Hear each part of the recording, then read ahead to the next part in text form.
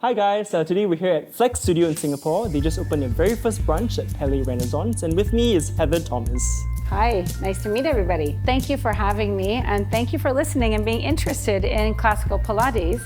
To kick things off, the very first question is, what is the difference between classical Pilates and contemporary Pilates? The classical Pilates world really follows the original teachings of Joseph Pilates himself. So specifically, we work on the equipment that he designed without real modifications. He was a real inventor and invented a lot of his equipment, the apparatus that some of you may know is the reformer, the Cadillac, the Bunda chair, but we use the original designs that he was coming up with in like the late 20s and the 1930s, 40s, and 50s.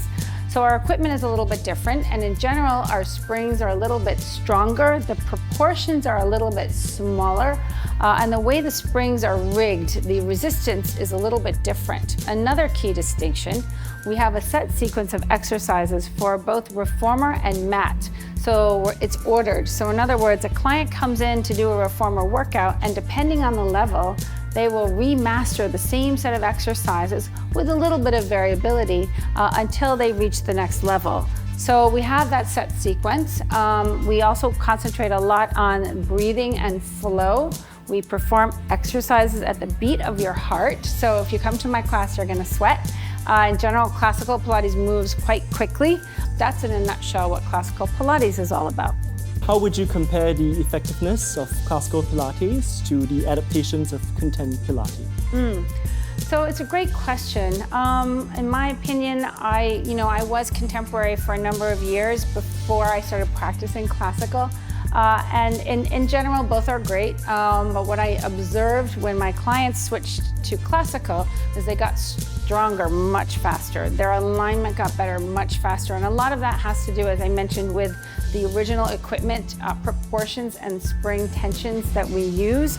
I think, I love different choreography, that's amazing, but actually repeating exercises over and over and over for self-mastery really shows improvement faster. Clients, therefore, then take more ownership of the work and they can benchmark their progress quite well, because when you're repeating things over and over, you know how well you performed last week versus how well you're performing this week.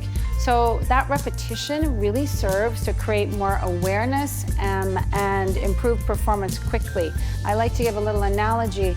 The reason we repeat certain basic things over and over, it's like learning a new language for the body. So if you imagine that you are playing an instrument, okay, you're always gonna repeat scales. Always, that's just part and parcel to learning how to play the instrument better and staying limber. If you're a ballet dancer, you always do your bar work before you do your center work. And that's kind of akin to how we liken the reformer piece, right? We always do the reformer, that warms the body up before we then do other things.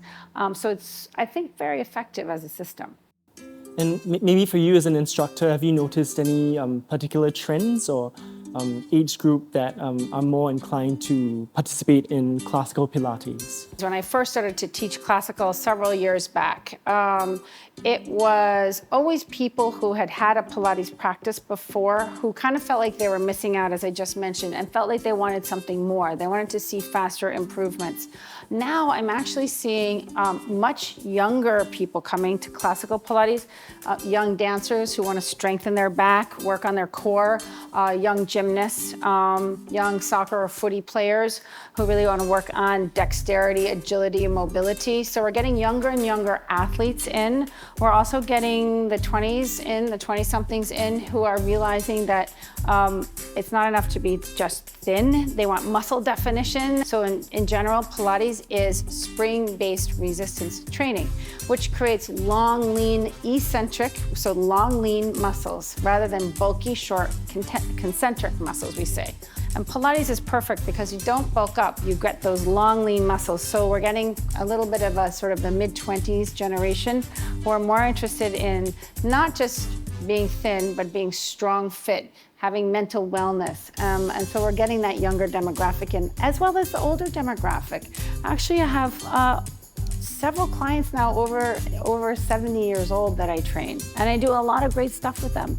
Inversions, single leg balancing things. Yeah. Thanks so much, Heather, for sharing so much. I've learned so much in such a short span. Thank you. It's been a pleasure. It's my favorite thing to talk about. So Yeah. thank you for indulging me.